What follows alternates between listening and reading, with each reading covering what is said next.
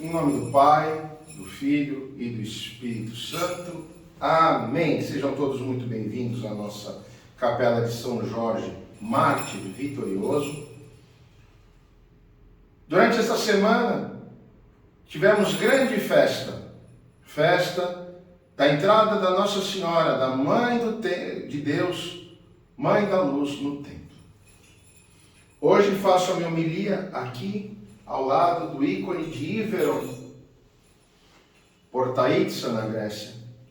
Ícone muito milagroso da Mãe de Deus, em que a misericórdia de Deus se faz presente através deste ícone.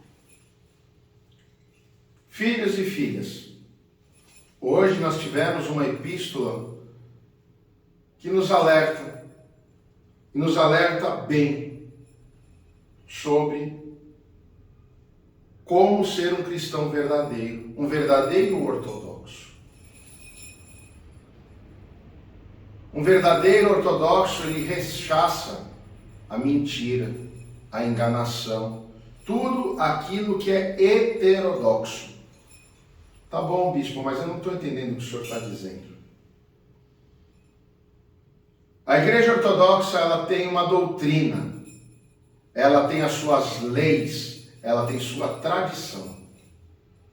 Meu amado, minha amada, quando nós nos separamos, modificamos, inventamos e não seguimos essa tradição, não seguimos o que os santos padres nos ensinaram e que está escrito lá no Pidalium, que é o livro que é o nosso código, é como se fosse a nossa Constituição, o nosso Código Civil, o nosso Código Penal. Nós estamos infringindo a lei de Deus. E lembrando que, em primeiro lugar, a lei mais importante é o que está contido na Sagrada Escritura. Quero até ler a vocês duas frases só, do que foi dito na epístola. Vale a pena reler e ressaltar. Em determinado ponto da leitura da epístola de São Paulo aos Efésios, 5, do 8 ao 19, ele fala primeiro que nós despertemos em Cristo, que nós nos levantemos dentre os mortos, porque Cristo nos iluminará. Por que ele diz mortos? Porque ele explica que aquele que não está com Cristo não tem salvação. Então, apesar de estar vivo nessa terra, não terá salvação, não vai ter vida eterna. Então, você já está morto.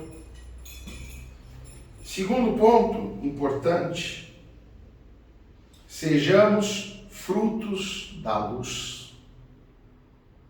Que nós possamos manifestar a bondade, a justiça e a verdade. Então isso serve para aquele que inventa história e fica falando mal. Procuremos ser agradáveis ao Senhor.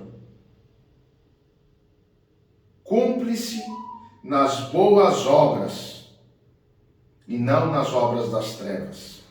E ele fala algo mais interessante, que apesar da maldade, que apesar da crueldade do ser humano, uma hora essa obra das trevas cai a luz nela.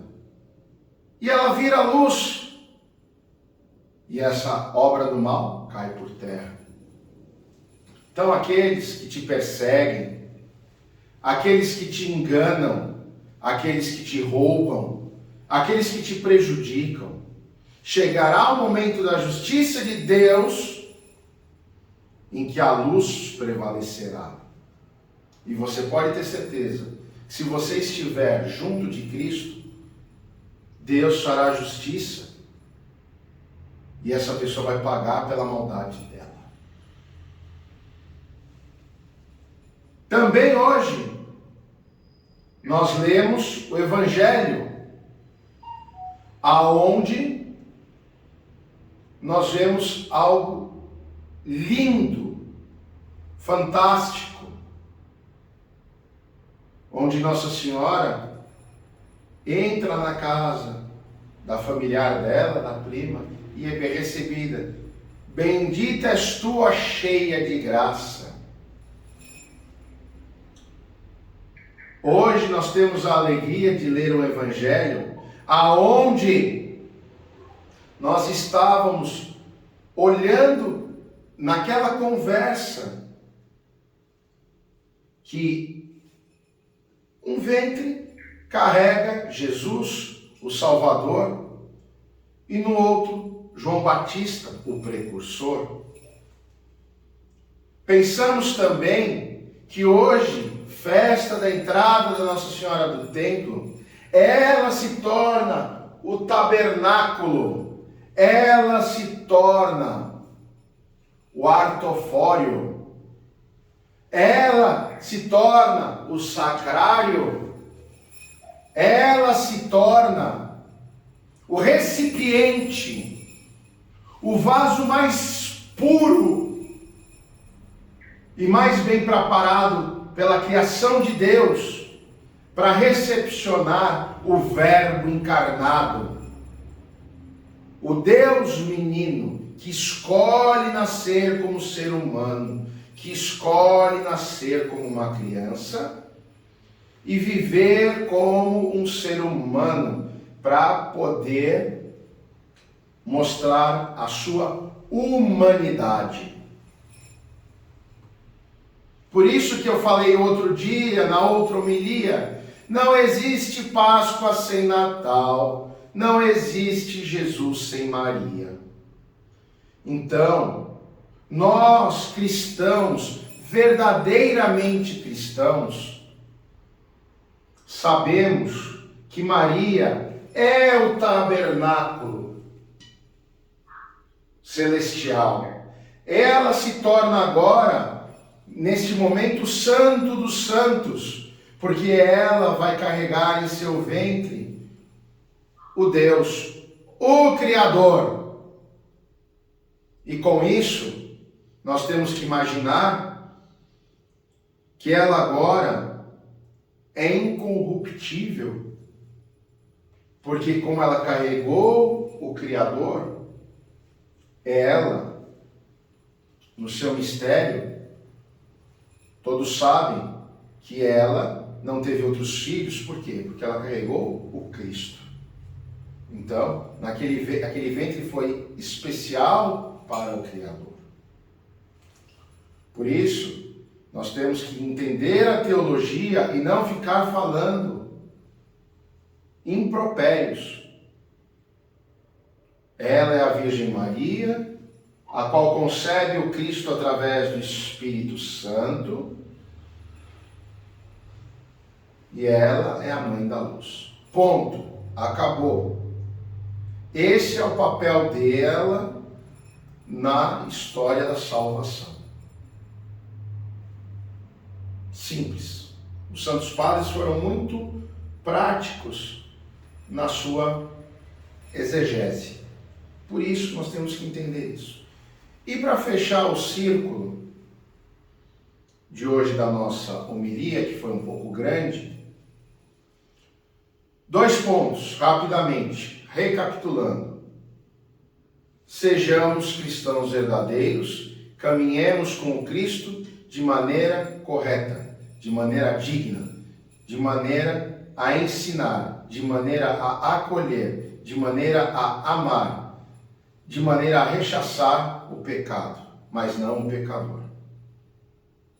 Número 1. Número 2. Saber que Maria é o tabernáculo aonde Cristo nasce e esse é o papel dela na ressurreição.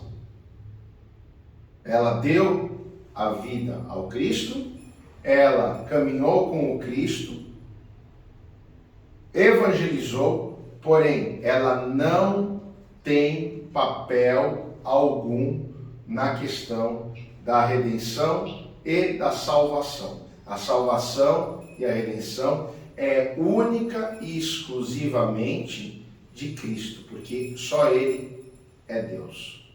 ela não é Deus. Perfeito? Espero que todos tenham uma semana abençoadíssima. Se Deus quiser, amanhã, 7 horas da noite, São Miguel Arcanjo defendendo-nos no combate aqui na nossa Capela de São Jorge. Esperamos a todos. Quem puder vir pessoalmente, ótimo. Quem não puder, assista pelo Facebook. Compre a sua velinha de R$3, é baratinho, e faça o seu propósito com São Miguel.